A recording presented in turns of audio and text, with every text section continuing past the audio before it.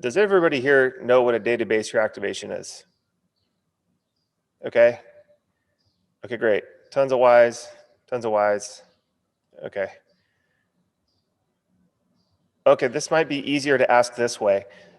Who here does not know what a database reactivation is? It's like 1,000.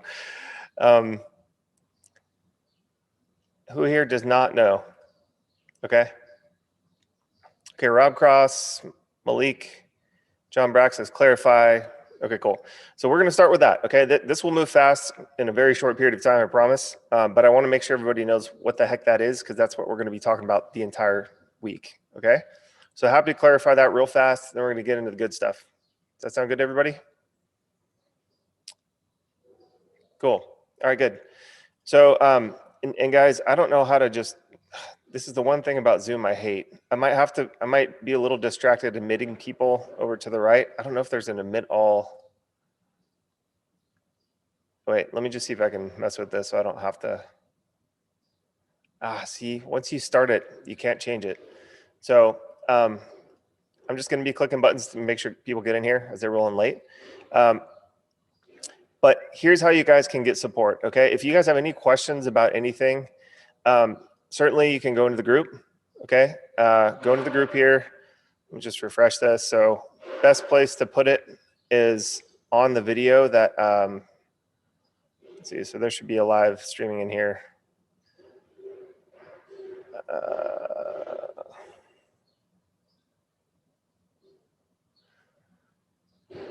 Okay, here it is. Boom, there it is. Okay, this one that just says LFG. Let me just change that to day one. Day one training. Okay, cool. So if for some reason your question gets buried in the comments or you're watching this in a replay, just post a question below the video because that'll let us know which day you're talking about here. The other option is just to email support@robbbailey.com. Really simple. So if for some reason, like I'm gonna try to get to as many questions as I can each day, but if for some reason I can't get to them all or the stream just, buries it or something, this is our support email, okay? My team is awesome. The only way you will ever get kicked out of our community is if you're a jerk to them. They're amazing. They're so nice. They're so helpful. They're much nicer than me. They're much more helpful than me.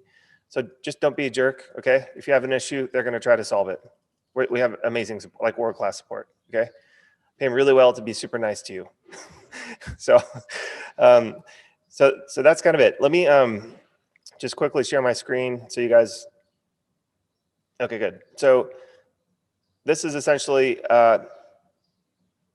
the area that we're going to be focused on moving forward. Okay, so support@robbbailey.com. If you have questions that don't get answered, go to the Facebook group right here. Okay, and drop questions below the video. And I know, so annoying. I just really wish Zoom would fix this. So lame. All right, I'm gonna move that down here. Cool. All right, so pretty simple, All right, so everybody good with that? Any quick questions about how to get help? Like if you're just dying, you can do any of those three things. Our team is all over this, okay? You'll see them, they're all over the place in here. All right, so if somebody answers your question out of the blue, it's probably someone from my team, and they'll tell you that. Okay, good to go? All right, so let's talk about database reactivation, y'all. First things first, we'll get the, let me just, before I dive into that, so this is the reason why you guys are here, right? So if we go to robbbailey.com/workshop, which is what you guys all signed up through, it's like, why are we here? Okay, I'm gonna jam with you all week. Why did I set a whole week aside to do this with you guys and gals, you lovely people, all right? So what we're gonna learn is how to combine SaaS with our trademark database reactivation process to land and keep $5,000 plus retainer clients without drowning in fulfillment, right? And the reason why this is important, y'all, is because it's funny to me. Almost all of you know what a database reactivation is. And I see this out in the marketplace. I'm like, Like, yo, y'all know what this is. You know how powerful it is, I think. Why aren't more people using this? Why aren't more people scaling? If that's what you want to do, why aren't more people making this their bread and butter? It's like the best thing since sliced bread, like literally. I'm gonna show you guys why. And despite us teaching this for over 3 years and having thousands and thousands of agencies install this into their processes, I still see people doing things like getting shiny object syndrome and going like, well, we're not doing that every time. And it's like, why? And then, the next question is always like, well, how much are you charging? How long do your clients stay? And it's always like, oh, I'm only getting like $1,000 a month, and then they quit in 1 to 2 months. It's always like that. Yeah. Can everybody see the screen? Okay. So, all right, good. So look, guys, that's the whole point of this is we need the community, like AKA you, all you lovely people who are here jamming with me, needs a reminder and a refresher about the foundations, and y'all need clarity on why this is so important and how it can drastically change your business forever, change your agency forever. Okay. So that's why we're here. I'm going to give you like exact clarity on why, because the only reason that I can think of why you're not doing it or not successful at it or not, using it as the biggest leverage point in your business is because you either don't know why it's so powerful. You don't know what exactly are the mechanics of how to pull the lever, right? Or you're just not consistent with it for some god awful reason. Okay. So I'm gonna be like I'm not gonna be friendly, Rob, the whole time. We're gonna have some fun, all right? But sometimes I'm gonna beat you up a little bit, okay? This is gonna be like working out a little bit up here. Make sense to everybody? Okay, cool. So what we're gonna do is we're gonna discover why adding software to your service is the key to retaining clients for 6 to 12 months plus. Okay, we've been doing this for 5 or 6 years. Before I sold my previous agency, we were using Scipio, and before that, we were using another tool. Okay, so we've been doing this for a long time, and it's literally the reason why our agency and our students' programs, and the agencies within our programs are destroying it with this. Okay, it's the best thing I've ever seen in marketing. And so I just really want, here's, this whole thing is meant to give you clarity. Okay, so just want for you guys to completely understand that, there's nobody that's going to leave this misunderstanding how powerful database reactivation is with SaaS. Okay, that's my goal with this whole thing. By the end, you're going to understand it, whether you want to do it after that or not. I'm not forcing you to do anything, guys, but my goal for this is for all of you to open your eyes and see just how powerful this entire thing is. Okay. And personally, I don't think there's any reason why you shouldn't do it. Okay. But I'm not here to tell you what to do. I ain't your daddy. Right. We're just going to drop the bombs, and you guys are big boys and big girls. And, you can decide what you want to do with your business. Okay. So I'm going to show you a lot of stuff. I'm going to show you how we were successful with our agency. I'm going to show you how, over 1,000 people have submitted video testimonials. I'm going to show you what kind of niches they've been successful in, what kind of results they got. Okay, so you guys understand that this works and what kind of results you can expect, all right, to get for your clients and for yourselves. Make sense? Everybody should be nodding, be like, yes, hell yes. Okay, guys, I'm not going to sit here and put you to sleep. This is going to go fast after this. All right. So you have to understand the reason why we're here is for clarity. Okay. Why? The traditional ad management model is so stinking hard, and it's only getting harder. Just selling retainers to clients, they've heard it all before. Okay, there's nothing new about the average retainer offer out there for local businesses, especially, right? Facebook's getting more competitive against agencies. They're making it easier and easier for small businesses to go, I don't want to pay an agency, I just want to bring it in-house, right? Stuff like that. And also why combining SaaS with DR is so much easier compared to that, okay? So this is I'm going to kind of beat up, if you guys are doing retainers still, or you're doing one-off projects, I'm going to beat you up about that model because there's a million reasons why it's terrible, okay? So we'll talk about the models as well, right, that you're running. So that's pretty much it, okay? We're going to focus on complete and utter clarity, all right? So here's the agenda. Everybody ready? Type of 1 if you're not asleep. And you can still see my screen. Okay, great. You guys rock. Good. We're ready to go. I hope you guys got some Red Bull or some caffeinated beverage or something. And guys, I don't know if you've, some of you haven't jammed with me for a while, but I had skin cancer and I got about 1/3 of my lip removed. So I'm stuttering a lot and fumbling over my words a lot. It's just because half my lip is numb. I'm not drunk. People are like, dude, are you high? Are you drunk? I'm like, no, I'm just trying to talk. So I'm getting better over time, but it's like a day-by-day thing. So hang in there with me on that front, okay? Seriously, last time I was doing a call with some of our students that were like, bro, seriously, like, were you drunk? And I was like, no. I have good days and bad days. So today I'm having a good day. All right, here we go. So, day one, that's today.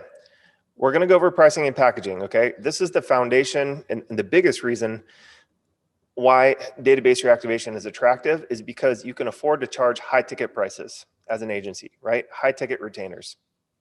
And you can do what's called use what's called a self-liquidating offer, which is a term you guys might have heard like in the ClickFunnels community, or before that, Dan Kennedy, maybe like Frank Kern, something like that. But using database reactivation in your pricing and packaging is actually a form of a high ticket self-liquidating offer. Okay, so I'm going to explain all that today.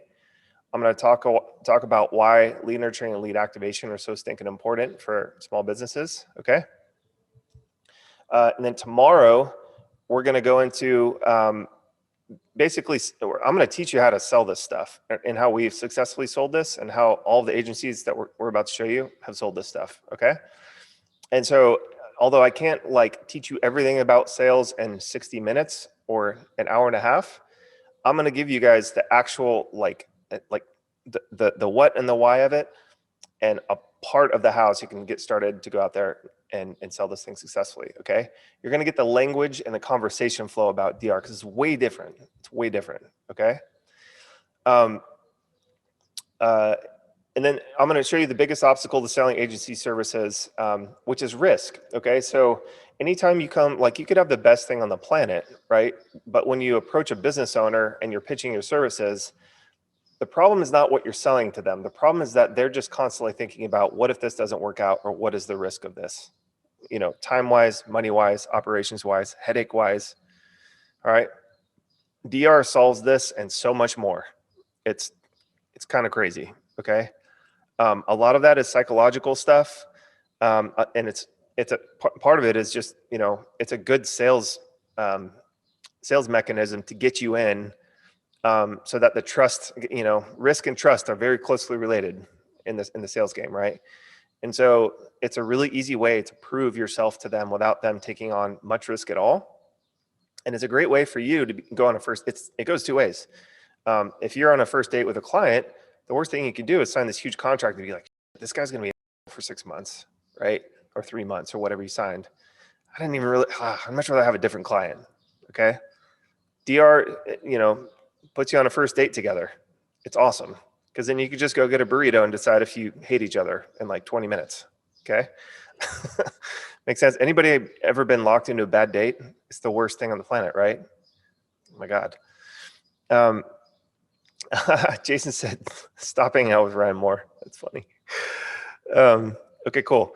So, and then day 3, we're going to focus more on the fulfillment side, right? So, you know, a lot of times, like usually agency owners, they're good at sales or they're good at fulfillment, right? They're usually not good at both. Some are, but not everybody is, right? So we're going to talk about why adding SaaS to the back end of DR is so important. Why you should do ads last, why your client should do ads last. Okay, this is a huge one. A ton of people make this mistake.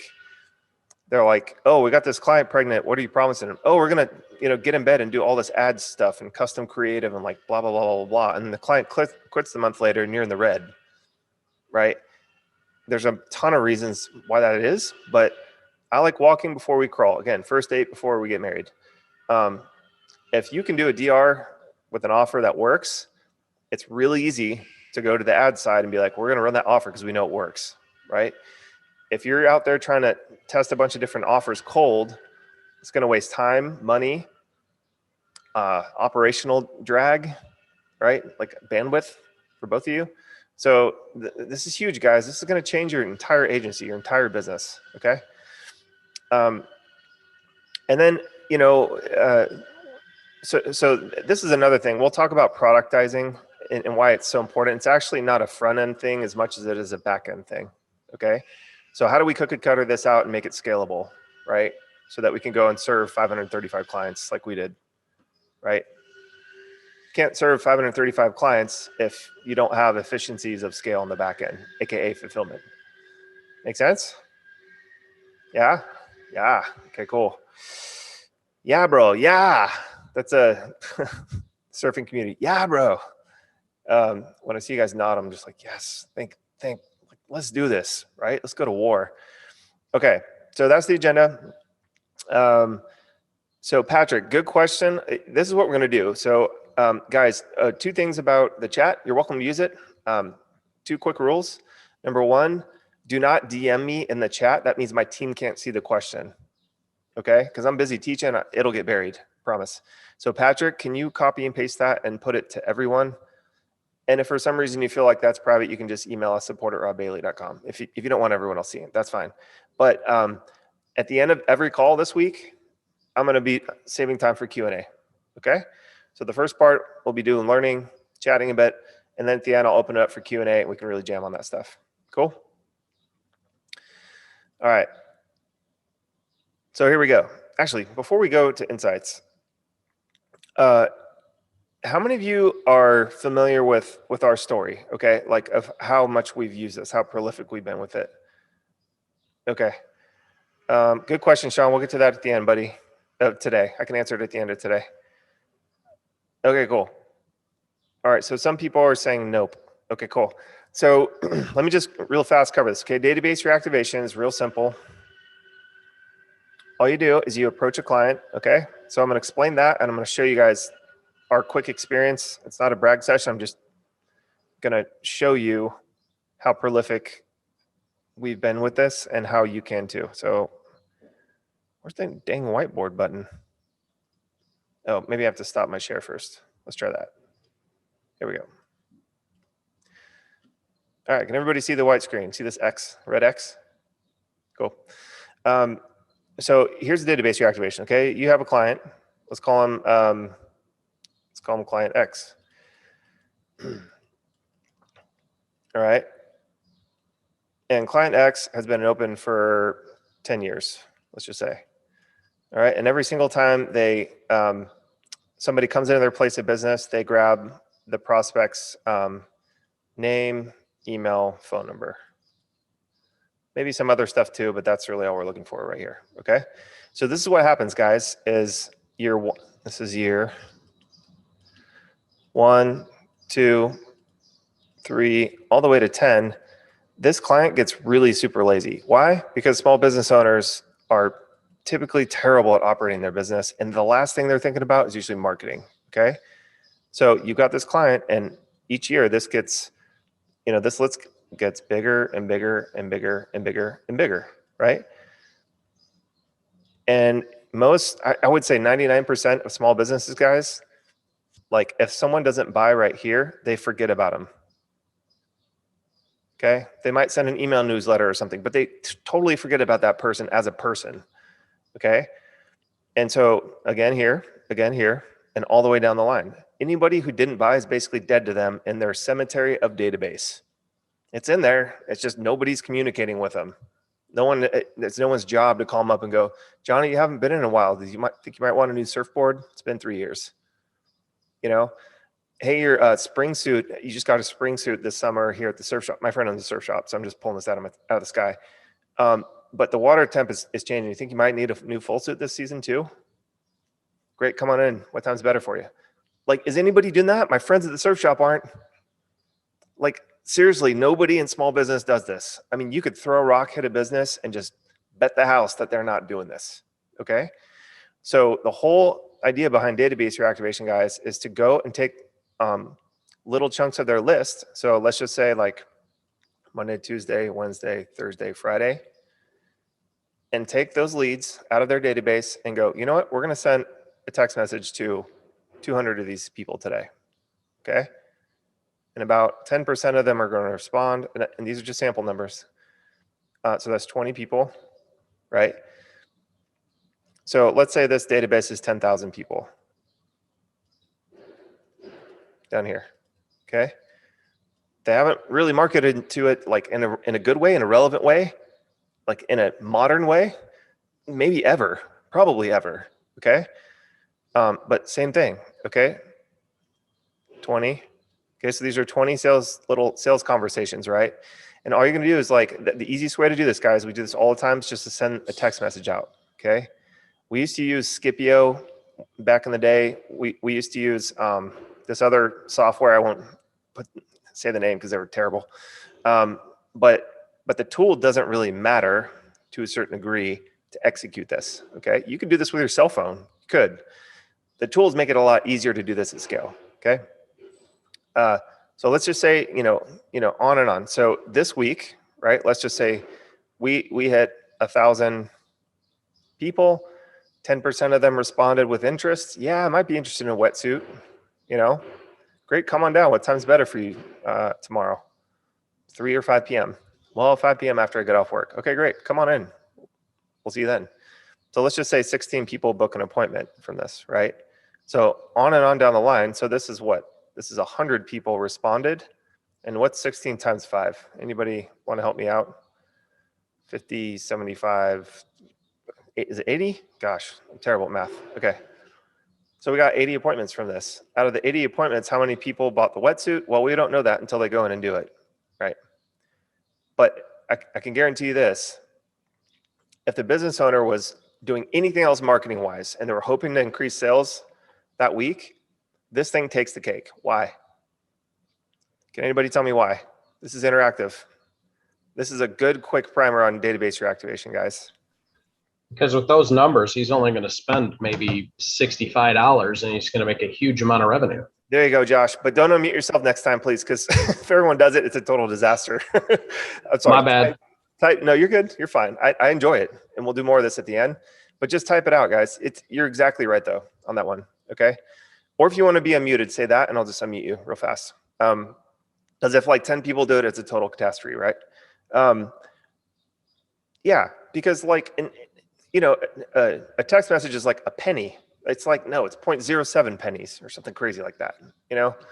It's not even a penny per text message. It's basically free. It's almost free, Okay, so guys, this is the entire premise. And if you guys don't know these two OGs, Frank Kern and I didn't invent this, by the way. Frank Kern and Dan Kennedy have been talking about this forever. And the reason why you don't hear them talking about it this way is because I've just updated the medium. I've made it more modern, okay? These two dudes were like email marketing rock stars. So Frank Kern would take a giant database, pop it into an Infusionsoft account and work wonders with it, right? But he was just emailing, right? Just emailing.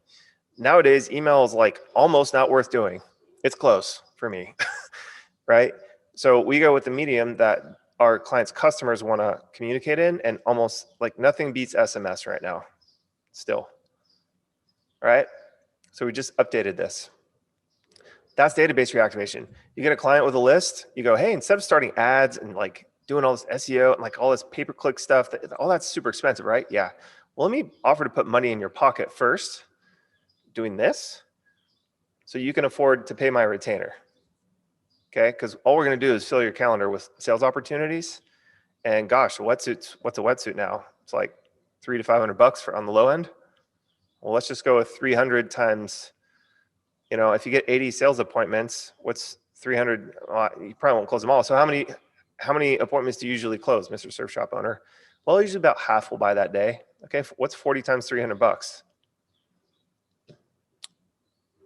So you just popped all that revenue into their pocket for them. Yeah, thank you, Sean. Okay, and John Brack says, and Jay Abraham. I forgot about Jay Abraham. You're right, dude. Okay, does that make sense? So guys, super powerful. Like you can do this in a day. You could set all this up in a day. Like the next day after they say yes, you could have all this set up and it just runs. And you handle the responses to book them in, to book the appointments in. And that client is making money that week. And it's super low risk for you, super low risk for them. and you figure out real fast if this is going to work or not. Okay, you could like cut bait right here. If it just is a total disaster, meaning like the list just doesn't want to come in because this guy's a jerk who owns a surf shop or whatever, you just be like, well, good thing I found out on day one. Thanks. You know? So that's database reactivation right there.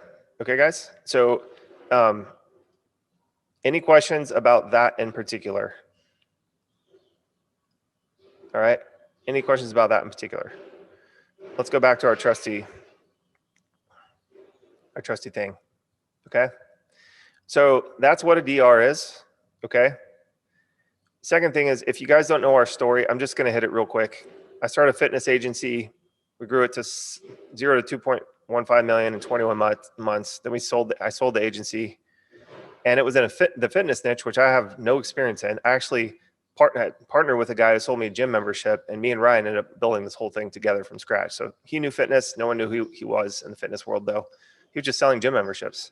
Sold me mine, and I kind of was like, hey, dude, can I take you to lunch? You seem really good at sales.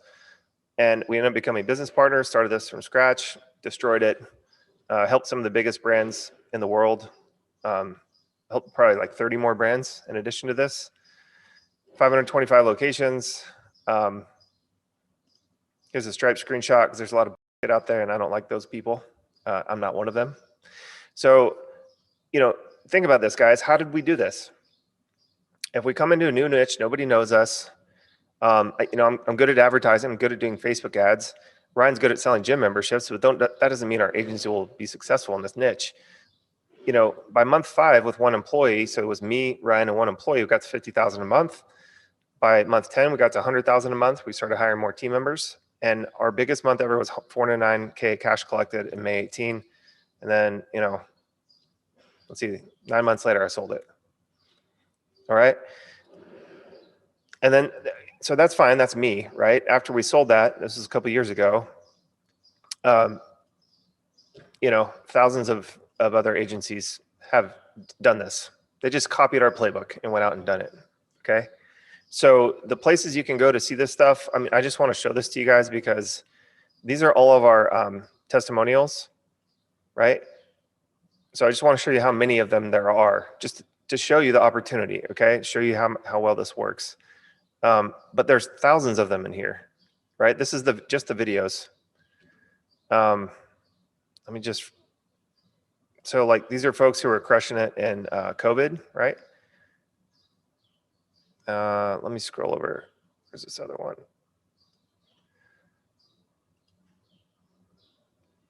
Right, so I'll just click on one of these guys. So here's Steve Baker. Actually, Steve here. You saw his name. We have so many of these guys. I had to tell my team to put them into Trello. I would play the video. That's probably not the best way, but you could just see how many of them there are here, right? Like, look, I'm just scrolling down, scrolling down, scrolling down, scrolling down. Like my team, I have a full-time team member who just works on this stuff. Let me show you the screenshots real fast because those are easy just to read real quick. But, just to understand that this is not something that I'm special at, okay? If you can follow instructions, you can do this stuff, all right? You can do this stuff. So both on the client acquisition side, right? This is Shannon, he's killing it. And the fulfillment side, right? So what kind of results can you get for your clients? Right, this is Luke. He works with med spas and dentists. He's, I think he's Australian or from New Zealand.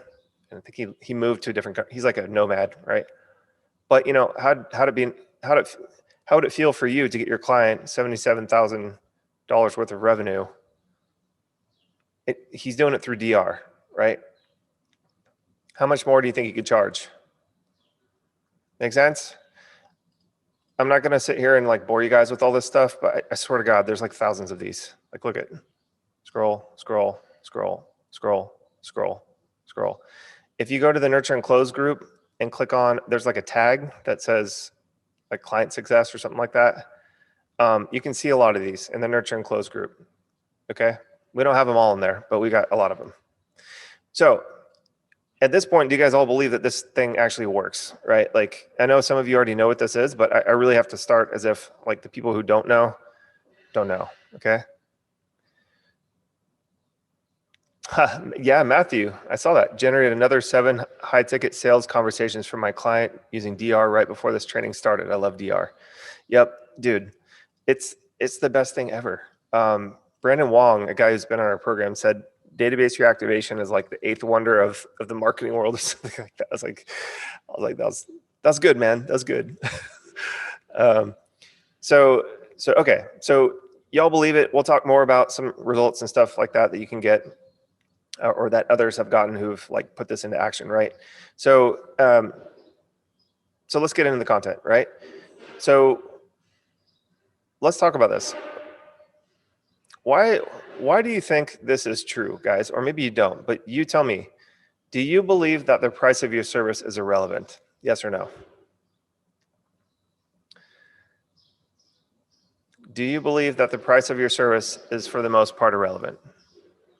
Yes. Okay, Sean. Erica says no. Jason says no. Yes to a point. Depends. Not relevant. Yep. Okay, so it seems like a mixed bag. All right. I'm going to show you why, in my opinion, okay, again, you can have your own opinion about this. This is not court, but I'm going to show you why, in my opinion, it's irrelevant real fast. Okay. Would everybody like to see that? Because we sell stuff all the time.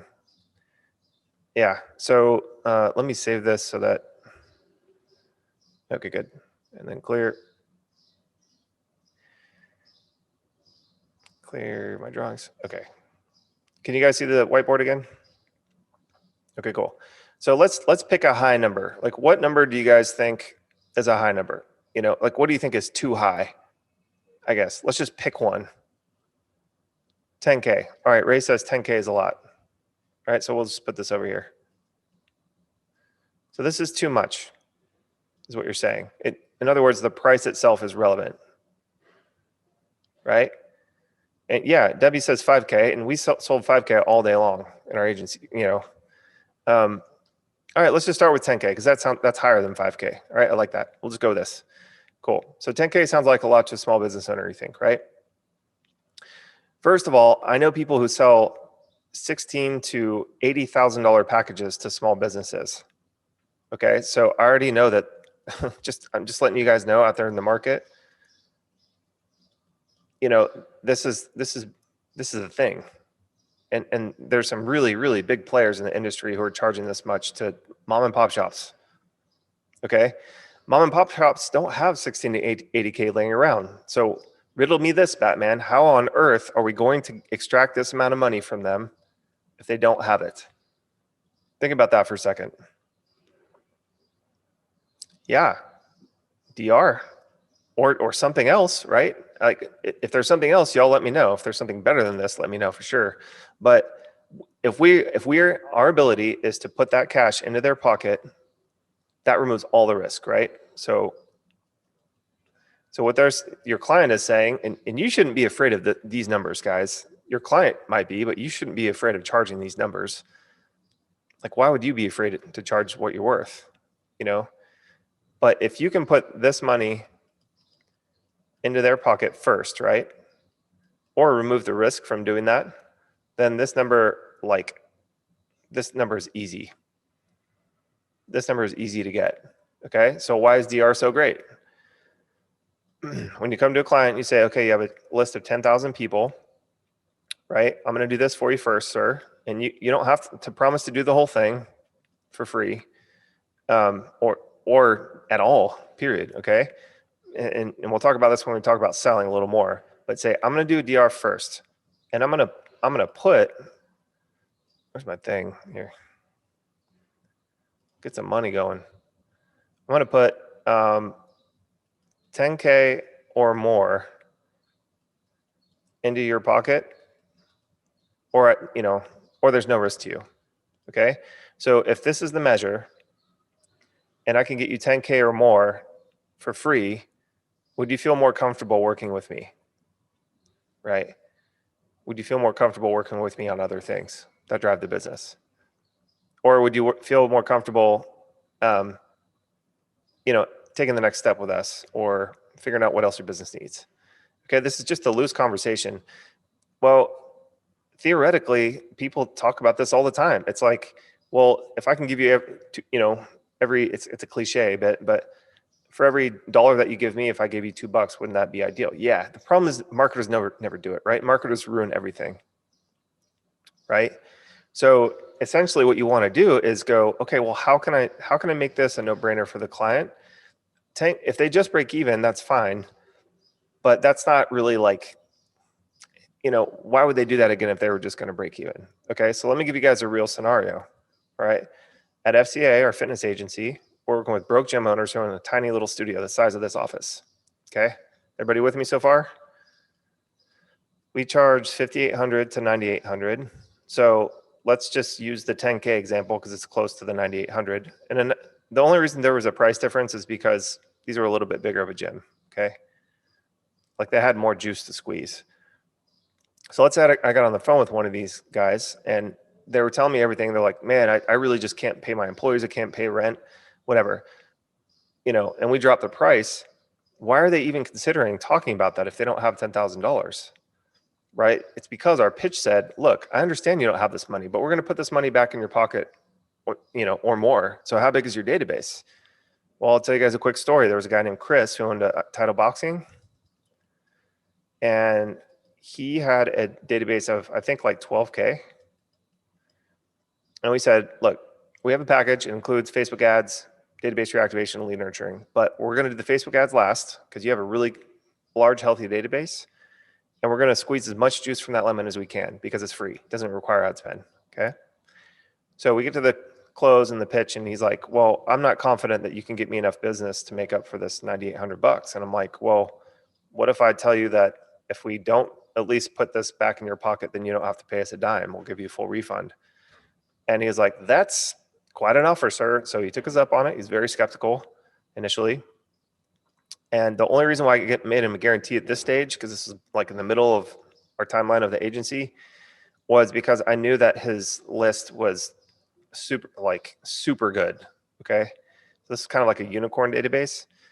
So what we did was we said, okay, look, we're going to start off doing like 1,000 a week and see how it goes. We did 250 a day out of his database. Okay. His database was hyper responsive. We were getting like 15% of the leads to show up. Can someone help me with the math? What's 15% of 250? 45. Okay. So, excuse me, we're getting 45 responses, which is crazy. And then we would book them in. We got about like 80% of them to show up. So what's 80% of 45, guys? 37. Thank you for the math. 36. All right, let's just go low, stay conservative. So 36 people to show. All right. In 1 month, we got them like 450 appointments. Okay. 450 appointments. So we did a case study with him at this point, and he was making so they had like a package they sold at the beginning. So they come in, they'd offer him a free trial. They'd say, okay, but you need gear, right? So they'd sell him a package. And they go, hey, we have a day one special. Would you like to hear about that special? And it was like a discount on the startup fee and then a monthly membership. So he was charging like $150 a month plus like 150 package. And then he would like waive the startup fee, right? So that's like the deal that he's given to them. So he got, guys, I don't even remember how many members, but he got like more members than they could handle. Like they were like, we kind of need to slow this down. Okay. So let's just do this quick math. What do you guys think? How many new members do you think we would need to have to hit this break even of $9,800? Well, let's just do, what is this? This is 300. Let's do 9,800 divided by 300. Is it 35, Jason? Ballpark, 30. Yeah, okay. So they need 35 sales with 450 appointments. Do you guys think they could get 35 sales to break even? Yeah. Right. So is this hard to do? No. Okay, 35, 33, something like that. Okay, but ballpark, like that's just, so this is the best part, okay? And this is gonna vary by niche, but you know, he's got $150 times 35 every single month because these people are paying, wait, is that right? No, 35 times 150. Somebody give me that, please. 35 times 150, it's like 7 grand a month? No, 5,250. Okay, so plus 502,050 of recurring revenue on the back end per month for as long as they stay, right? So do you guys think this is a good deal when in 1 month for him, we got him this many appointments. We slowed it down after that, but in 3 months, we never turned on a single ad for that client because we just kept working the list and he had as many appointments as his team could handle. As many appointments as his team could handle. Okay.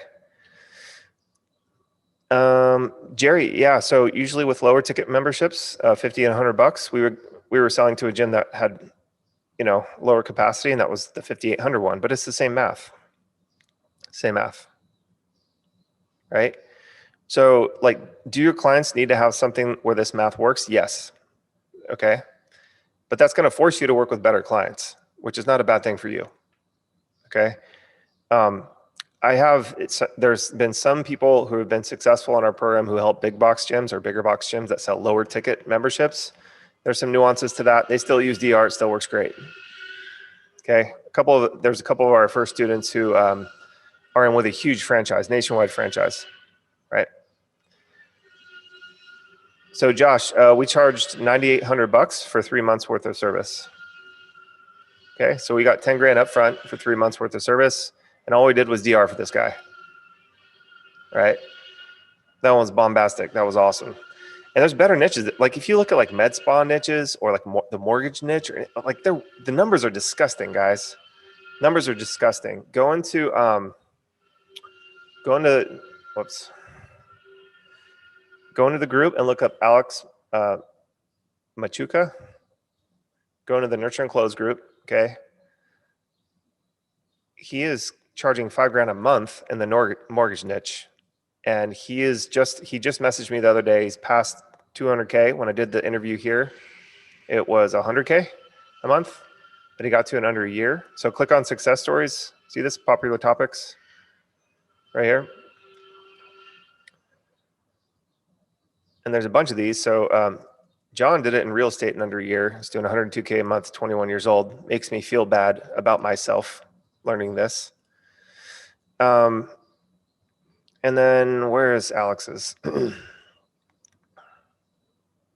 Gosh dang it. Maybe it's better just as there's Jerry, Jason. Dude, you guys are awesome. Where's the group search? Am I the only one who hates Facebook's new interface? It's just so lame. Sorry, we don't see your screen, Rob. We only see the whiteboard. Oh, no, thank you for telling me that. I'm the worst here. I'm sorry, guys. Let me do that again. So go to the Nurture and Close group, right? Click this little magnifier glass. Type in Machuca, Alex Machuca.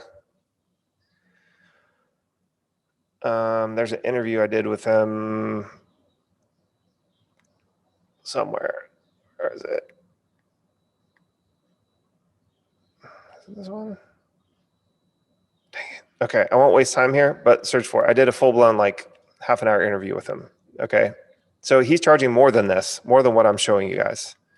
All right, Joe Rares in the wedding venue niche charges more than this, destroying it. Does that make sense?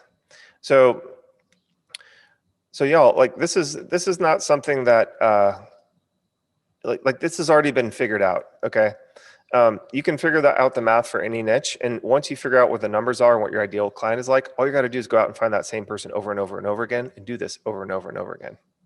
Okay, so back to our slide. Okay, let's go back to our slide real fast. All right, you guys can see the slides again, right?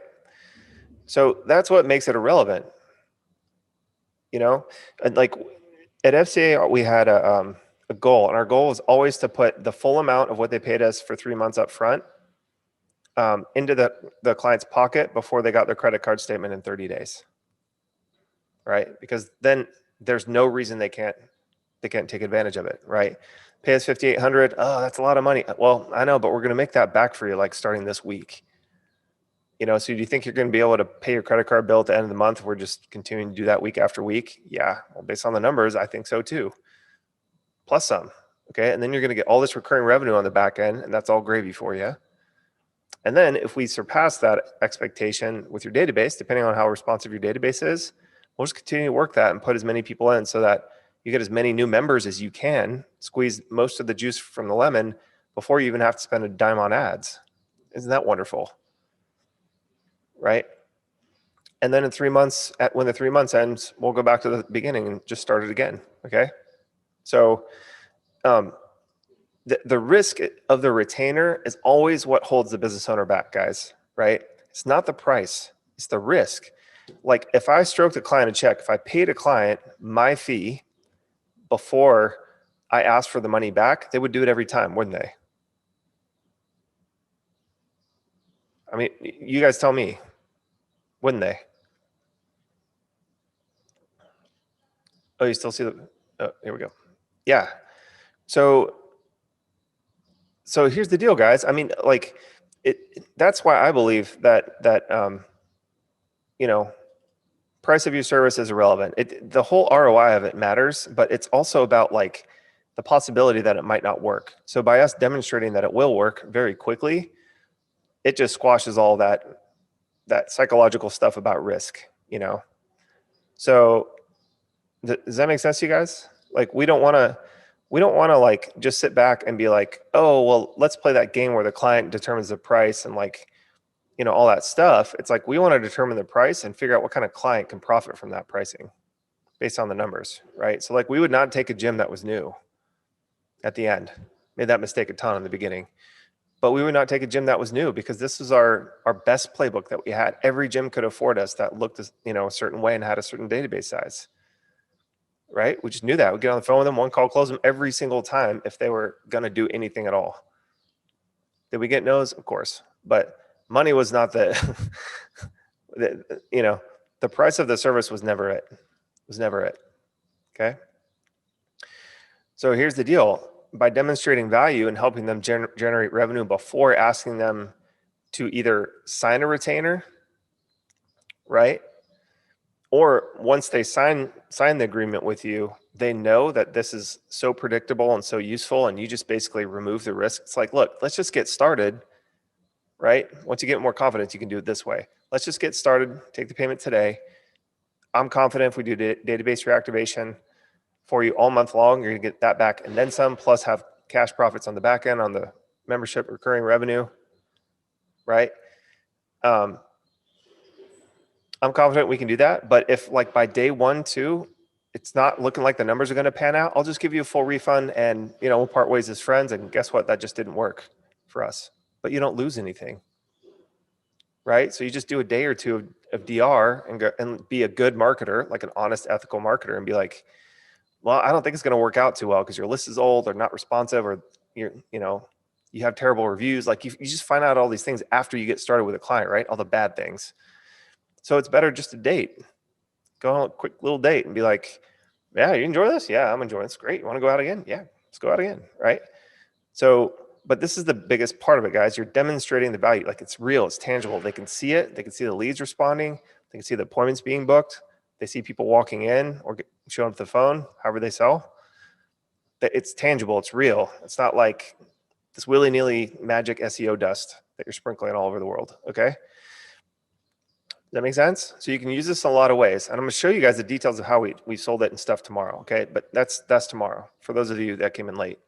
But you have to understand this conceptually before you like get all into the weeds and go like, but what about this? What about that? Oh my God, I have anxiety. You know, it's like, just understand this first, right? So is this clear to you guys at this point? Everybody clear? And we'll talk about this last bit here, and then I'll take some questions. Okay, did we charge them up front? We can get to that here in the Q&A. So far, so good. Okay, great. So again, like this is an open-ended question to you guys. Do you think that packaging DR with SaaS on the back end before ads makes your offer more resistible or less irresistible to a client? Right? So you guys have probably tried this a bunch of ways. Have you guys ever led with ads, by the way? Hey, we'll just run your media. We'll do all the creative. We'll run ads. We'll get you a bunch of leads. You got to follow up with them and make it work for you on the back end. But have any of you ever done it that way? Yeah. So Chris says he leads ads with a lot. Erica says no ads, etc. Okay. Ray says, yep, all the time. Oh yeah, Nahal does ads only. Yep, mainly with ads.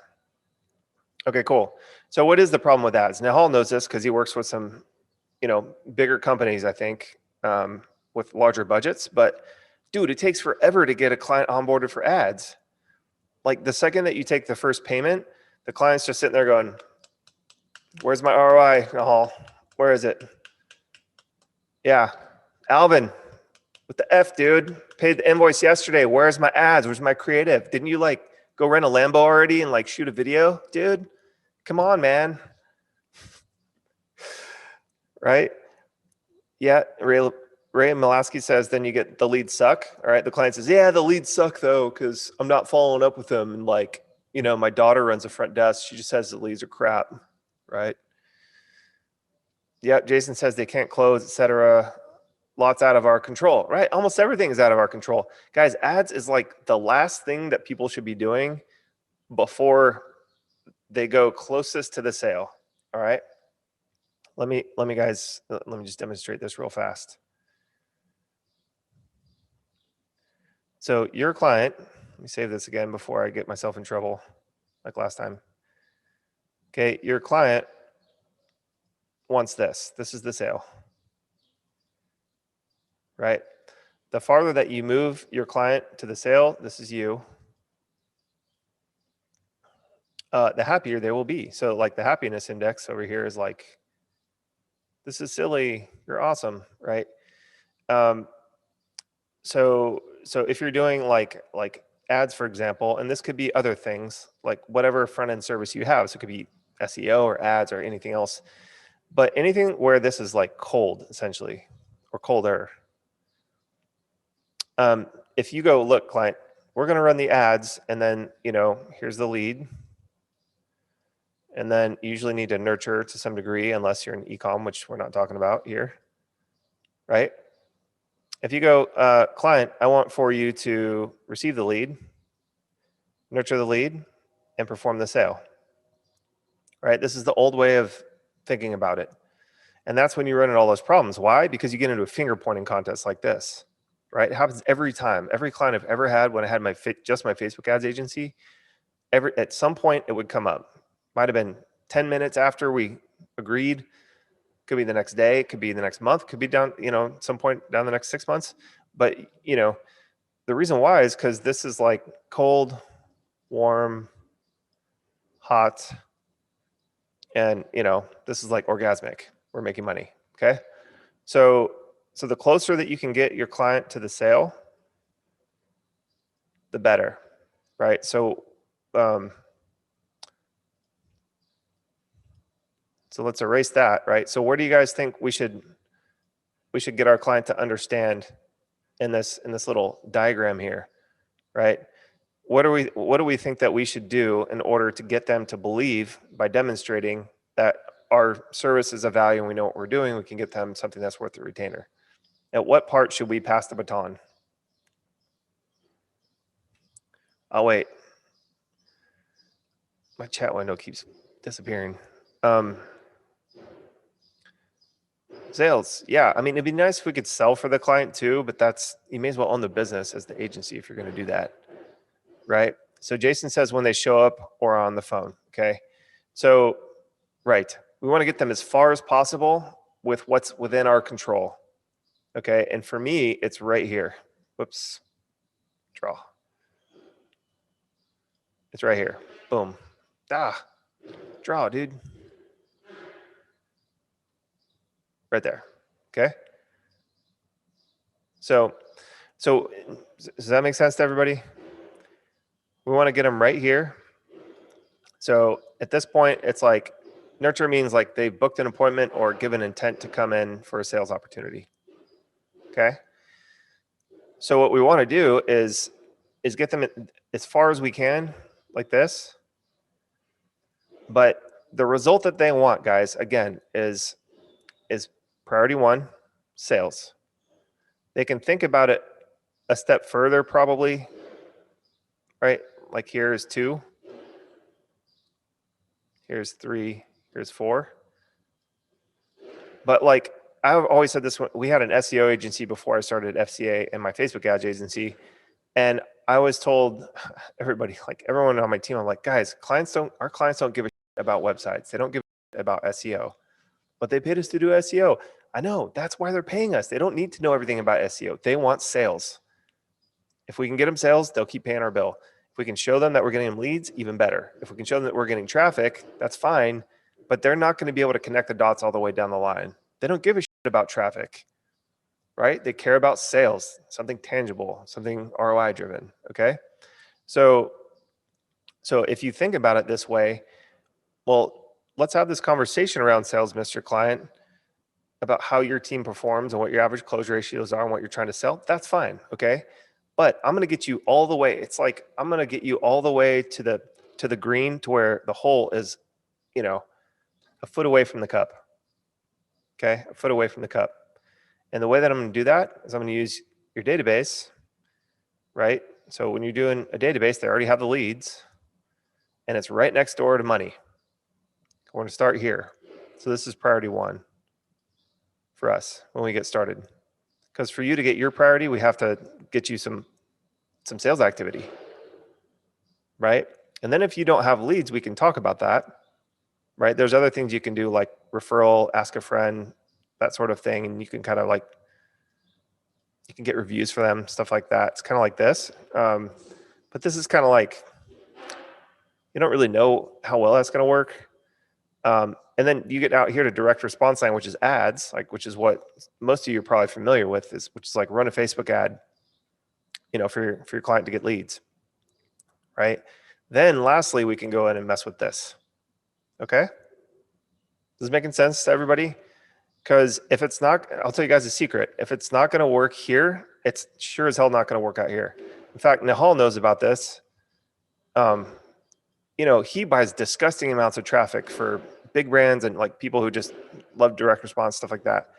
But if someone's going to spend like $100,000 in a month, like Nahal's performance is very closely tied to how well that offer resonates with the end result, with the sales, right? Because they're going to go looking at him going like, we spent $100,000 with you.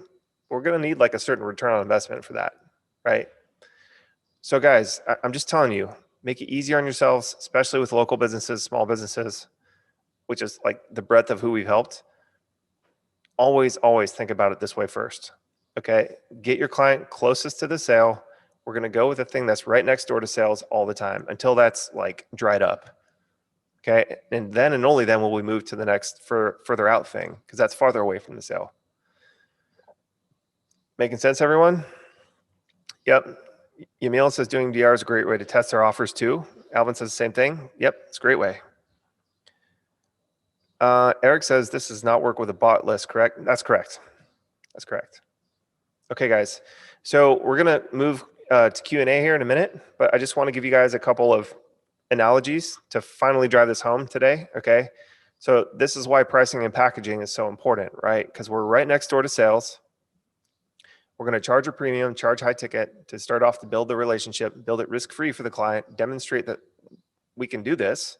We can put the money back in their pocket.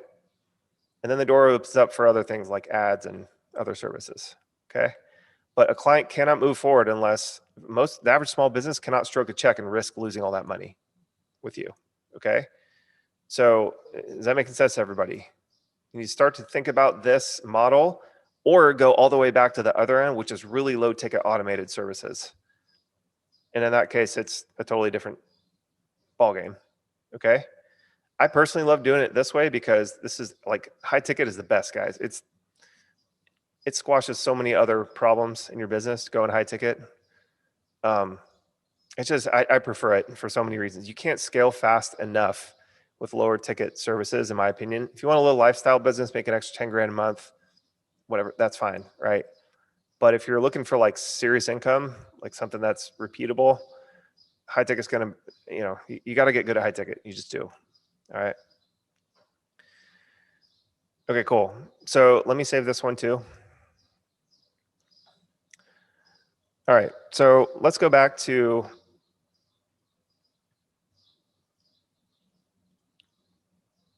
okay, let's go back to why the price of your service is, for the most part, irrelevant. Okay. So I'm going to give you the Sherpa example. So my best friend from college is a mountain climber, like a professional mountain climber. Like he takes people up to Everest, and he's been all over the world. He's a gnarly dude. So I kind of like have been somewhat indoctrinated with how all that stuff works.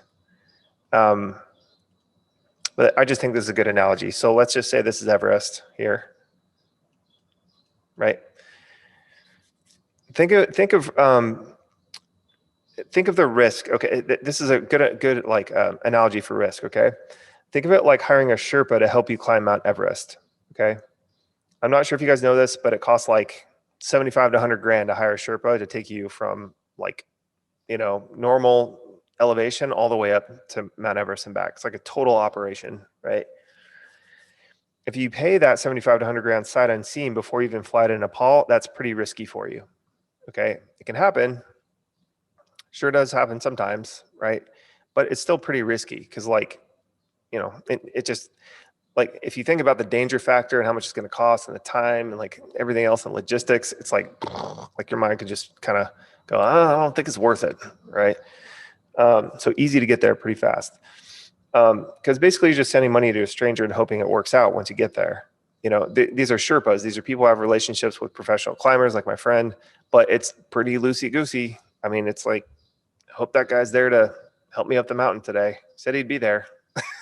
It's nuts. It drives me crazy when he talks about this stuff. But let's say all you have to pay is like 5,000 or 10,000 to get your feet wet with something like this, right? And that's just sort of like something to, it's a bit of an, forgive the pun, but an ascension model, right? So my friend started in college, he started doing guides in Washington, which is like a 5 to 10K thing. Climb. So this is a much smaller mountain, of course, but it's pretty safe. You pay the 5 or 10 grand, you go up there, you train for like, I think 3 days, and then you climb for 2 days, right? So where Everest is like 75 to 100K, and the risk is obviously much higher.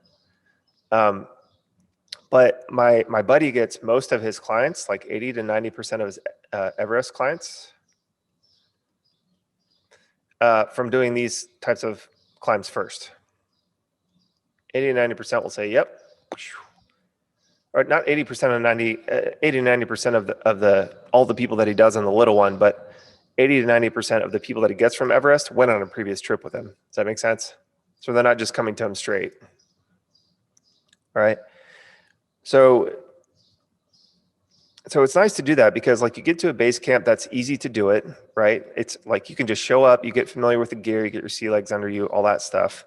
And then like when you're ready to pay like another, whatever, 70 to $95,000 to go for the big kahuna, you're going to feel like a lot more comfortable with it, right?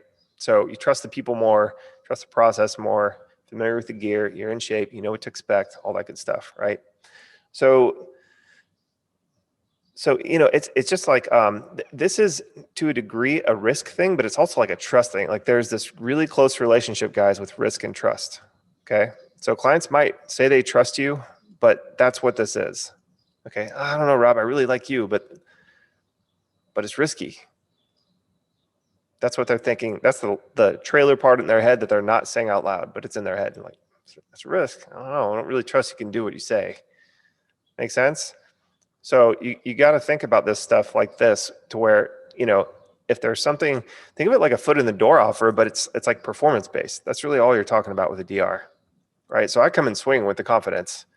I'm like, yo, I'd be surprised if this didn't work, and I'm not afraid to put my money where my mouth is. I've done it a bunch, so I can say that, and I've got a ton of testimonials, so I can say that, but there's no reason you can't get started with this and very quickly be doing the same thing, right? So when Mike, my roommate Mike, from college, like he's done this so many times in so many mountains. He's like, oh, you could definitely do Everest, right? Yeah, bro, we got you. All that stuff we did down here. It's like that. It's just there's a couple more things to consider and stuff, but I got you. That's why you're hiring me, right? But we go up there. Somebody's not able to get through the day on the little mountain. Do you think he's inviting him to Everest?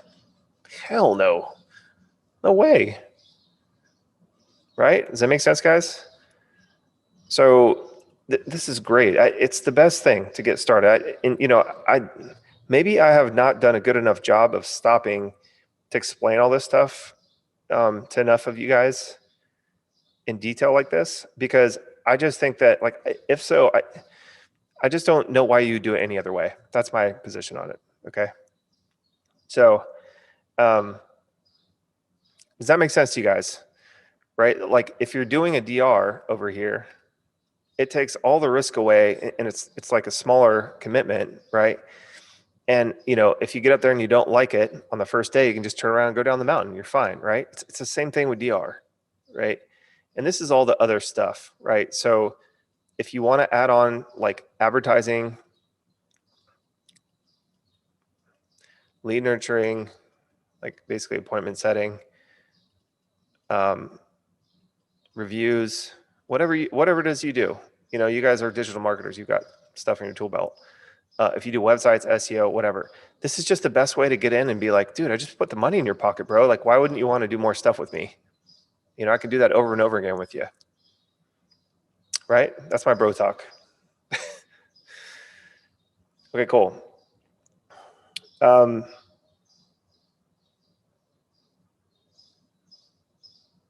Okay. That makes sense to you guys? I want to really just make sure that you understand this kind of stuff before we move into like all the selling and fulfillment stuff tomorrow. You got to understand it, right? Okay, cool. Yeah, Tyler says, how does that analogy link to DR? Yeah. So sorry, I had to kind of bring that home, right? So this is the deal, guys. Before you ask for the big enchilada, it's just like the dating reference, okay? It's very similar to the dating reference. Let's just go back to the slide real fast. So good question, Tyler. So, if we go back up here, it's like, we'll talk about this a lot more tomorrow. It's a good segue to tomorrow, but it's a first date versus a marriage offer, right? So like same thing with the Sherpa, like you're trying to build trust, you can do more things together. Like if you want to equate that to relationships, DR is more like a first date offer. So you can figure out if you like each other enough to get through dinner, or you're just gonna be like, dude, this is not gonna work, right? So, if you're asking the client to get married to you and you're throwing this huge package and it requires all this trust, like, just this astronomical number that they think is very high, if it's too risky for them to take it, they're just going to not do it, right? It's like asking somebody to marry them on the first date. Too risky, not going to do it. Most people, right? Unless you're Britney Spears, probably. So does that make sense? It just gives you a lot more yes power because you're starting off in a smaller chunk with much less. It's like going out for a burrito or putt-putt golf on a first date and being like, let's just spend an hour together and see if we like each other, right? And if it's awesome, then there's no risk, right? If there's all this upside, great. But if not, if for some reason, no, then like my first date with my wife, we got a pitcher of beer at a bar. I showed up in flip-flops. She had jeans and a hoodie on with no makeup. It was just like, does that make sense? So like you guys really have to understand, this is the psychological part about it that, most people don't talk about. They're just like, oh, just do a DR on the front end. Like, but no, like it allows you to build a really high level of trust with a client in a very short period of time. It allows you to get more yeses from clients initially, and allows you to do one call closes easier. it's like a ton of stuff. It just squashes, you know, like all these problems that you normally have with retainers and charging high ticket, it just totally gets rid of, right? Does that answer your question? Okay, cool. So let me know if that wasn't clear, Tyler. Okay, so everybody good on day one, all right? Everybody good on day one. Makes the package so much more irresistible to clients. When you take away the risk, you put the money in their pocket, you're like, look, this is just like, it works so dang well. Let's just see if it, you know, if it works, you're going to be so stoked. And if not, I'll remove all the risk from you because we can tell in a couple days. Okay, so there's not much to worry about for you or for me. All right, so now let's do some Q&A. Let me just make a Q&A slide so you guys know.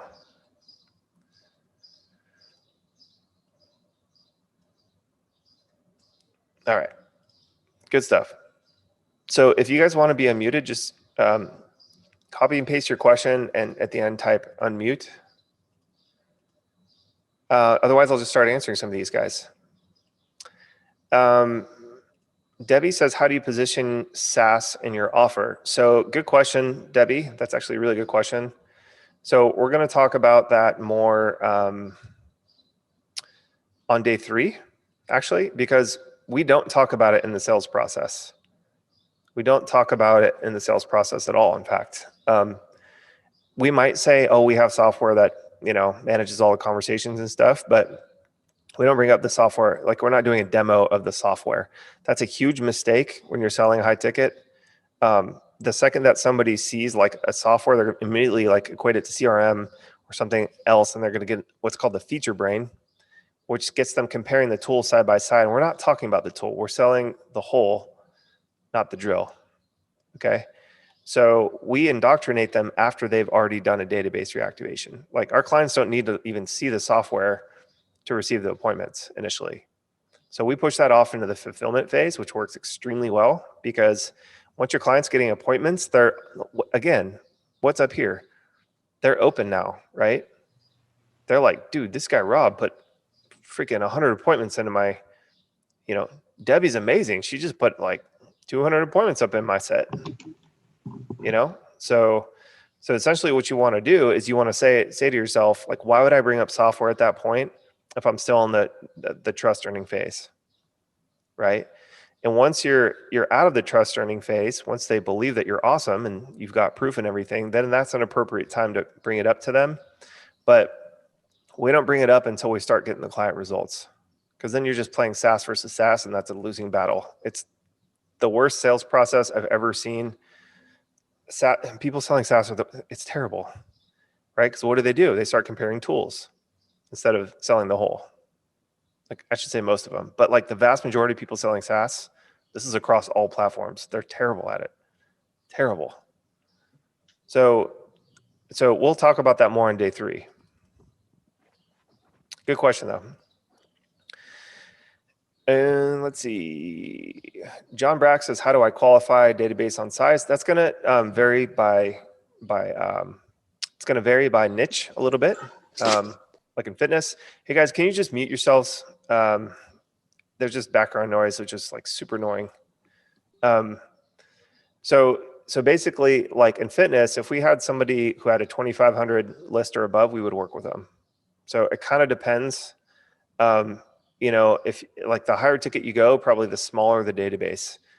Does that make sense? The lower ticket you go, they just had lots more sales. And so typically they're going to have a bigger database, right?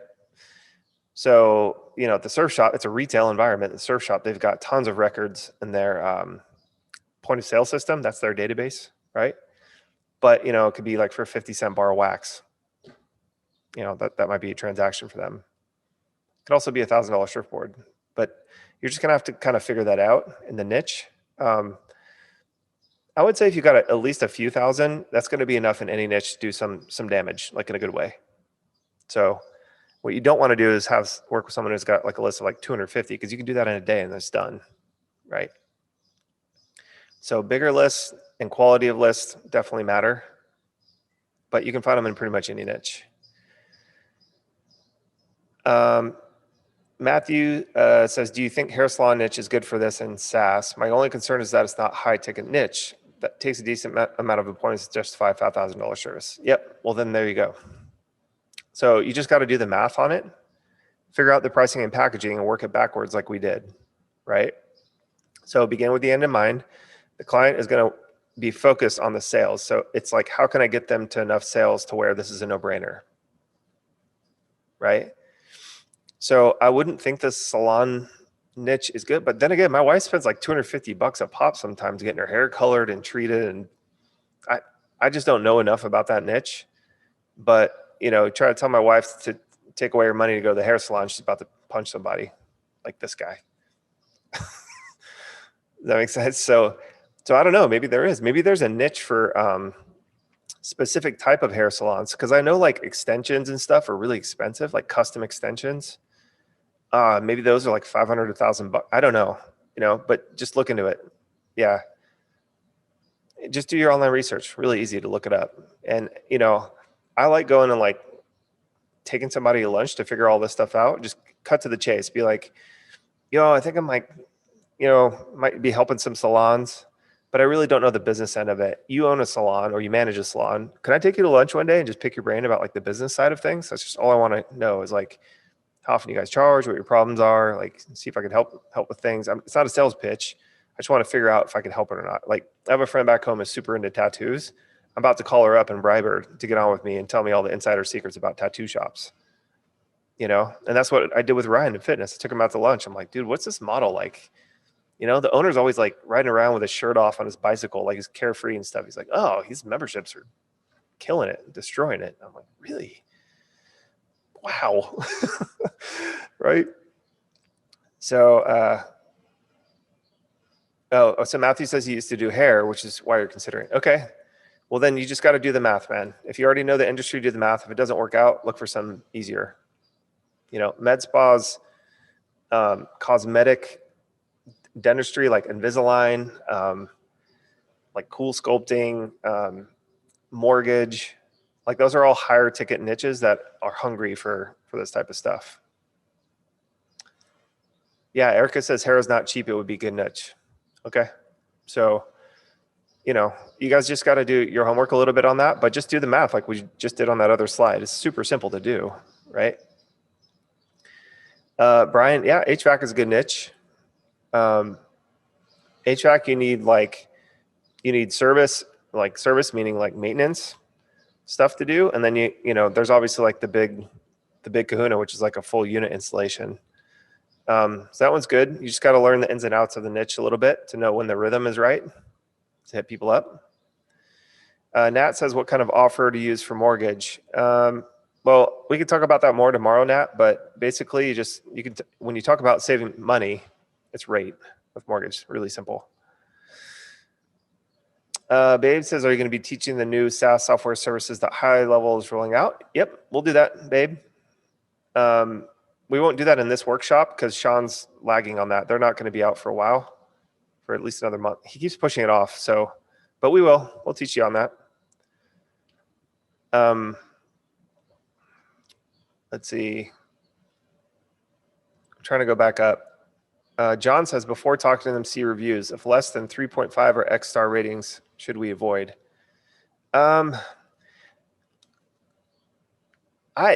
could be some indicator, John, but I wouldn't think that it's the only indicator, if that makes sense. The indicator that I like the best, is length of time in business. Okay, because the first thing you can just ask, if you know this or not, you can just be like, figure it out real quick. So how long have you been open? 10 years. Cool. How long have you had a CRM, with your database? What, you mean like putting leads into the system? Yeah. Oh yeah, like 9 years. We've had it for a long time. Cool. Then there's going to be like plenty in there probably. Do you happen to know the database size, right? How many numbers you got in the database system? It's really easy to ask that, like on your first date, right? Alan says, besides new companies, name a few things to disqualify them if they're not a good fit for DR. So Alvin, I would say that long sales cycles are tough. So if your client sells something that takes 6 months to a year or more, DR is going to be pretty tough, right? Because what we're trying to capture are people who, it's like, you know, at any given time, there's like 15% of the market is ready to buy. And the other 85% are in some other stage, right? So all we're doing with the DR is saying like, well, you were no 3 months ago, but maybe you're yes today. Maybe you're in that 15%, right? Well, for longer sales cycles, it's just like thinned out, right? So like for real estate, for example, it's like, gosh, yeah, I know people move like once every 7 years on average, or refinance or something like that. But, you know, really tough to tell when that time's going to be for that person, right? I mean, DR still works in real estate, don't get me wrong, but like in mortgage, you could sign a 30-year note and be like, hey, if you can save me money every month, I'll refinance in 6 months. Let's go, right? So, you know, because that's a short sales cycle. It's like, I raise my hand, I want help with this. You're going to save me money. Okay, great. Like in 30 days, we'll have closed this and everybody's happy, right? With real estate, it's totally different ballgame. It's usually much longer sales cycle. So longer sales cycles, if it requires stuff like proposals and shit like that, I just skip it. You know, sales cycle's too clunky. Make sense, Alvin?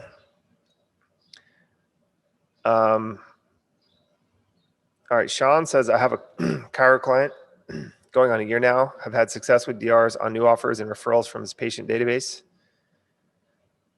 Now we have a unique opportunity with a large cold list he's acquired. Ooh, don't do that, dude. We're going to run an opt-in intro text to the new patient offer for positive responders. All right, Sean, technically you're not supposed to do that.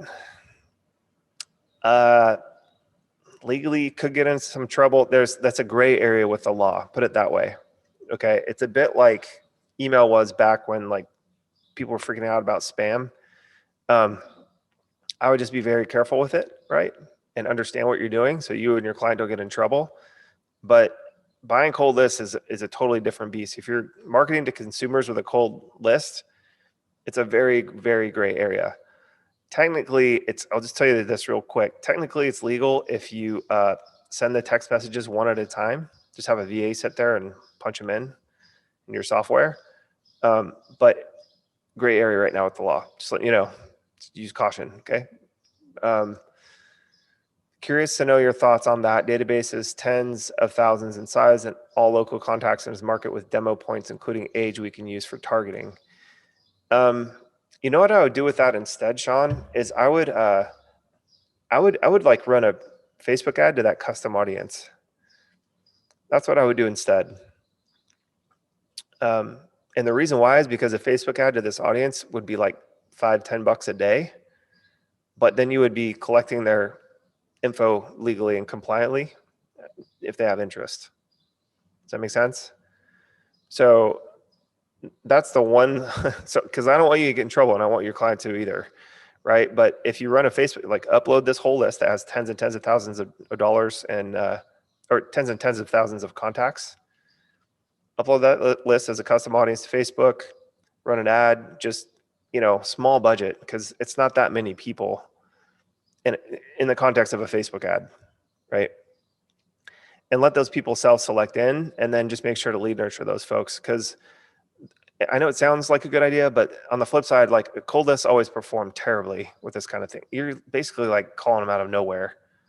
It's like a cold call, you know? So the response that you're going to get is not going to be any better anyway. So you may as well just like do it compliantly and then use the same system to get them in and book them in, et cetera, et cetera.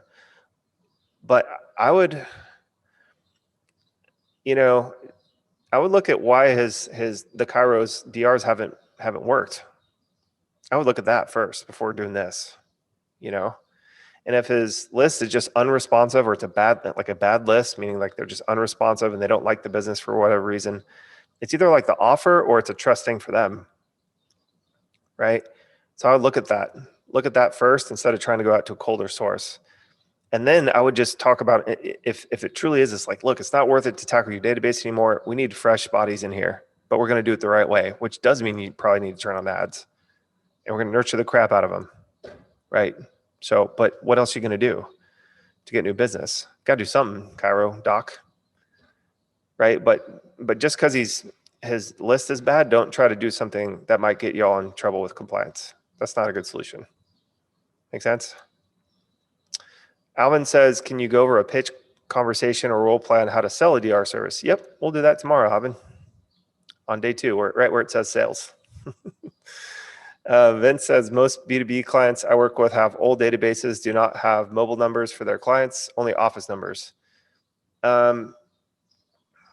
Old databases and do not have mobile numbers for their clients, only office numbers. So you can definitely SMS in a B2B relationship. Actually, there's like very little laws on SMSing in a B2B context, meaning business to business. So if I want to text message, a local business, see if they're interested in my stuff, that's like totally legal. It's not if it's a business to consumer thing or a political thing, right? So you got to know the law on that one first, which is much more like lenient. Like as long as you're not abusing it, you can do almost anything you want. Okay. The trouble is that you don't have the business owner's personal number, which is what you need, which is why you don't have many mobile numbers. Okay. So I would go to a list scraper. Actually, we're featuring one. I think it's this Friday. We're featuring a list provider that sources like tons of data points based on niche, job title, all that stuff. So on Friday, look out for that here in our group. And what you want to do is upload those numbers of the people that you want to work with, and then start text messaging and emailing and calling that list, because that's going to be the business owner's personal cell phone, but you're calling about business. So you're fine. Does that make sense, Vince? We're gonna on Friday, I'll show you guys that whole system, but really, like, it's nice to have data when you're doing B2B, because if you can get their personal stuff, they're a lot more responsive. If you're not a douchebag and don't ruin the whole thing by asking to go home with them on the first date, some of you, which I know you're guilty of, metaphorically. Tyler says, do you provide a money back guarantee or keep working with them until they get you the result you promised? Tyler, we do that in an agency capacity. We've done that fairly successfully. So like I would say the last half of those 21 months, that was our offer. We didn't really need to offer it in the closing process on a sales call unless they felt funny about starting. But if they did, we would go ahead and offer that. In other words, most of the time they either wanted to do this or they didn't. And only if they were like super on the fence, we'd be like, well, what's worrying you? And they're just like, well, if this doesn't work, I'm like worried. And I'm like, well, we've seen a ton of this and we know it's going to work. But if it makes you feel better, if this by day 3, this isn't going the way either of us plan, we'll just refund your money, move you on your way, no sweat. Right. But like that's the thing, is if you find out that the list is bad and the offer doesn't work and like there's something wrong that's out of your control, why would you want to keep working with them until they get you the result that they promised? You should be wanting to bail and go find the next guy down the street who's awesome. Just refund them and get out. That's another problem with like selling high ticket retainers, is people like, the old retainer model is like, work with me. If I don't get you the result, I'll continue working with you until we hit the desired result. Well, that can be like a bad marriage, like an abusive relationship, right? That can be like having a bad Sherpa trying to go climb Mount Everest, or a bad client having a good Sherpa, trying to go up Mount Everest. Like, why would we want to do that? Right? So you got to kind of like unplug the old stuff and plug in the new stuff and go, oh, okay, so it didn't work out for either one. So are we going to be that weird stalker guy? No, let's not do that. We're going to be the guy who's like, stupid hoe trying to get up the freaking side of the Mount Everest without what he needs, like in subpar conditions. No, don't do that. Right. So just use it that way. That's the best part of the DR, is like it takes almost no setup. I mean, it's a few minutes to set it up, a few minutes to pop in the stuff, figure out what the offer is with the client, run the campaign, see how it does, measure. If it sucks in the first 3 days, it's probably not going to get any better after that. Okay, which is rare, by the way. It doesn't happen that often. most of the time, the database is going to do something good. It's just a measure of like whether it's okay, excellent, or awesome. Most of the time, right? Rob says, does it work with people who say, I email my list a lot already? Yes, definitely works. Because most of the time they've never text messaged their list or talked to their list through text message, like a human. An email is just like, blah, blah, blah, blah, blah. And then everybody's inbox is full of the same thing, blah, blah, blah, blah. And you send a text, you're like super cool about it. And it's a two-way text and they think they're talking to the owner or someone who works for the owner. Much different ballgame. Much different ballgame. Okay, let me go down. I got 8 new messages. Yep, Jason says refi. Oh, that was a little while. 1227. What was the minimum? Jason says minimum size database. Jason, it depends on the niche, so it's going to vary. But I like looking for people with 2,500 or better. In mortgage, you might take less because it's just so lucrative, and you don't need that many, right? But in fitness, for us, that was just sort of like our normal. But I wouldn't do like probably like the minimum's like 1,000, I would say, probably.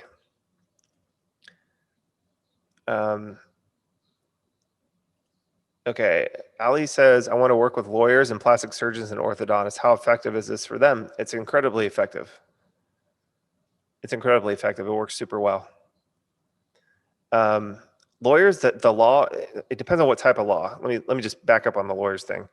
Divorce attorneys, I would not recommend doing a DR for. Can anybody guess why? Hey, how's your marriage going? Just seeing if you're interested in getting divorced from your wife today, right? Doesn't come off too well. Like personal injury, like almost all of the other ones are pretty good, but big events that only happen so often, like, I wouldn't really think that they would work that well. I've never tried them on them, and I've recommended that people just pick a better niche for that. You can run ads for those niches all day and other stuff. SEO, Google My Business. Plastic surgeons are amazing. My wife's friend here in town is a plastic surgeon, and he's he's better than most, but he he sells a ton of like one type of, I won't tell you what it is, it's kind of gross, but about one type of procedure, and he just wants as many of those as possible, right? So he does other stuff too, but he likes the stuff where he doesn't want to have to be in surgery for him to make money as well. And so the more of those services he can get, the better. So, I've kind of taught him how to position himself to like nurture his list towards that thing. But plastic surgeons are great because people, it's high ticket, it's cash service for them. They don't need that many to justify a really high price point, right? So just think about it like this, like, well, okay, doc, do you want surgeries or do you want like clinical procedures that your staff can, because some of them just be like, rack me up some Botox. If we can have 10 hours a day of Botox, my staff does it all. If I'm golfing, we're making money still, right? Something like that. Orthos are fantastic as well. Cosmetic dentistry is a great niche, great high ticket niche. So those are all good. Sean says, they have worked the DRs. Oh, good, Sean. Quick follow-up question on the cold FB list. Yeah, go for it. Eric says, can you use a cold list that you brought with list suppliers providing the opt-in permission confirmation? Well, it wouldn't be a cold list anymore. If you get the opt-in confirmation, then it's not a cold list, right? I'm not sure I understand your question, Eric. Maybe just rephrase. Don says, so you're mostly doing SMS and DRs. Yep. Yes, we are, Don. It's by far the most effective. The numbers aren't even close with anything else. You could do it with other stuff. You could do it with like voice drops. You could do it with email. But as far as like response rate, oh God, it's like just on the open rate alone, you're going to get like such a better reaction from SMS. So go SMS first and then only look into other stuff if you have to, but SMS is the jam. If they only have a direct number and not a mobile number on file, how do we send an SMS to a landline? So Vince, they would have to have their landline enabled for SMS, which not many small businesses do. So it's probably not going to come, it's not going to get received. So you would have to figure out a better number for them, like buy some data, figure out who the owner is, and buy a list of like the owner's personal cell phone, which is, we'll show you that on Friday. This is not part of the workshop. It's just an announcement we're making on Friday to the whole community. We'll show you how to do that. Brian says, do you suggest doing the initial DR for free in anticipation of charging them for the higher ticket service, or was a small charge up front? So Brian, we'll talk about that more tomorrow. That's a good question as well, but you can use this in many ways. I think for people who've never done a database reactivation, it's great to do it for free for one person, just because it's like such a no-brainer for the person to get started. It takes away all of the sales elements for you and all that good stuff. And it just gets you understanding the rhythm of how a DR works and like how awesome it is. So you both get to experience that. You get a case study from that. And then you roll into your next conversation saying, hey, so you can use that as a foot in the door strategy or as a sales strategy, which we'll talk about more tomorrow. But if you get in and your foot in the door strategy is just to get them to try a small piece of the database for free to earn your trust, so that then you can have a sales conversation, that has worked. I personally don't like doing that because I'm super confident in DR, but that can work for you. And a lot of people in our community have started off doing it that way. So, hey, you're like my third, fifth client, whatever. I want to stoke you out by giving you some, 40 appointments for free, something like that from your database. And again, that puts money in their pocket. And then if you like the way that I'm doing that, we can talk about what it might cost for me to do the rest of the database and make even more money from it. And, I'm just looking to like build a relationship with you to see what other kind of stuff we might be able to do down the road after that. But first, I want to provide value and put money in your pocket so you can, learn to trust me a little more than the Yellow Pages sales guy down the road. Then we can open up the conversation further. It's the same thing. Walk, don't run, date, don't marry.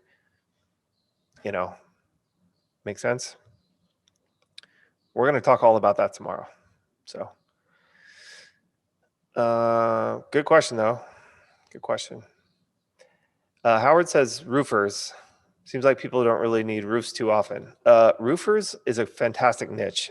People need roof repair a ton, and full roof replacements are extremely high ticket, and they're in need a ton. I mean, like I'm from San Diego, and I thought the same. But moving to the South, roofers are needed everywhere here. Like we had a tree hit the top of our house, and then it created a small leak in our kitchen, and we had to replace like a fourth of our roof. I mean, who would have thought that? I would have never thought that growing up in San Diego. But roofers is a fantastic niche, Howard. I mean, especially for guys who have like multiple trucks, like they need multiple gigs going at all times. Those guys need help with this kind of stuff, big time. And it's just like HVAC. You need to sell the maintenance plan too. It's like the free roof inspection is awesome. It's like, look, let me just inspect your roof once every 6 months. Make sure there's nothing happening so I can save you, like we can catch it early, right? So they can offer a maintenance plan, or maybe they'll like sweep the corners so that the shingles don't deteriorate and cause leaks. That's happened to us too. So I'd rather pay a few $100 every 6 months than pay $4,000 or $5,000 for a quarter of a roof any day, So huge niche.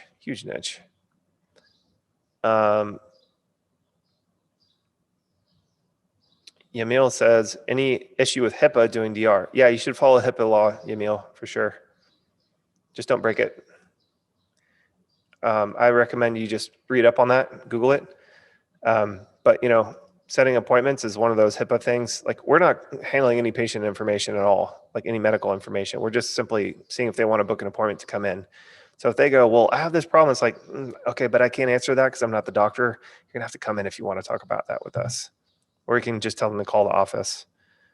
But appointments are HIPAA compliant for sure. It says it right there in the law. Tree service would work. Yep, Brian, no doubt.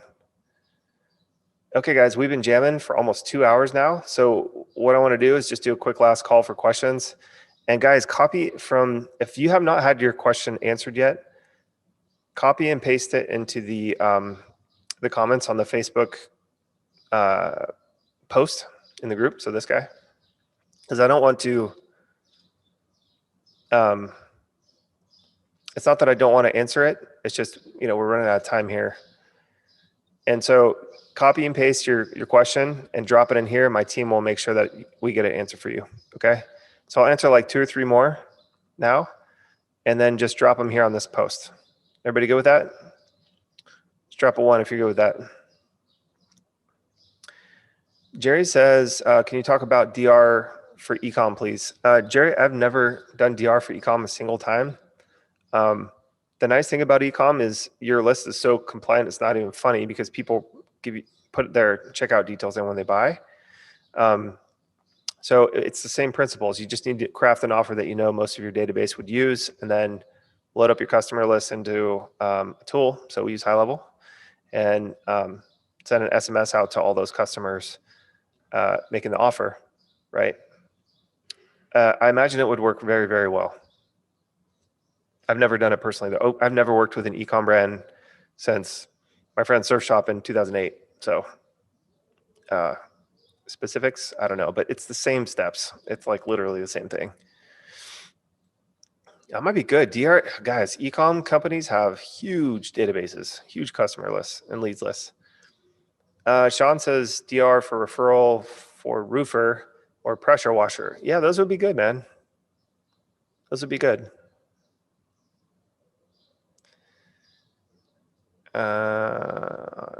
Sale by owners. Let me see. Eric says, you had it correct. Let me see if I get this right. If I get the list supplier to provide the opt-in confirmation to receive communication, then the list is no longer cold. Is that correct? Yeah, Eric, that's the thing though, is it depends on how they acquired the list. How did they acquire the list? Like, did they just scrape it off the internet and cold message these people? Like, you have to read the fine print on something like that is what I'm telling you. Right? Like, are they saying, nope, they all opted in compliantly and you're good to go. They're okay with you buying the list.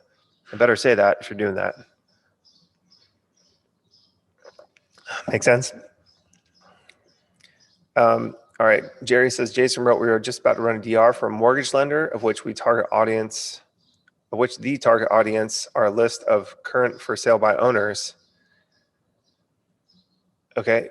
Would you think this is a good fit for,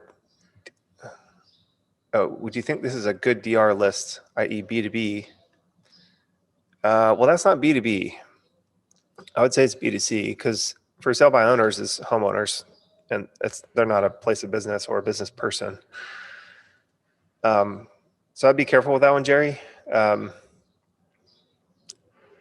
Mortgage lender, of which the target audience. Yeah. So again, it goes back to like, how did they acquire the list? It's likely compliant if these people actively opted into some sort of list, maybe to like get a price on selling their home. And then they also, in the fine print, it says, I am okay with someone else buying this list and contacting me, like a lending tree sort of thing, right? That's what lending tree does. They get the lead and then they like farm it out to a bunch of people, right?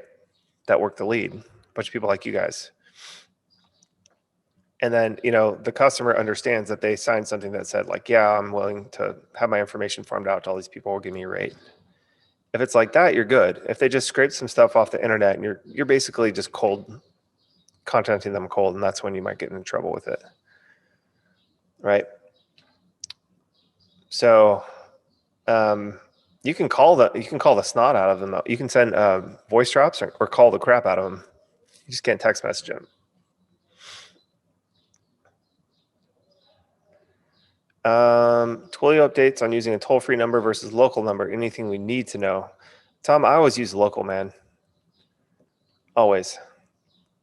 It just gets a better response rate. There's some other reasons, but toll-free numbers are like, it just screams big impersonal business. And we like our approach is we always want the text message to feel personal and personalized, because that's when people feel comfortable texting back and forth with you and chatting with you and opening the conversation. So that's what you got to know, is that, I've never seen a toll-free number work better than a local number in all our time. We haven't tried that many, but it's like, why would we?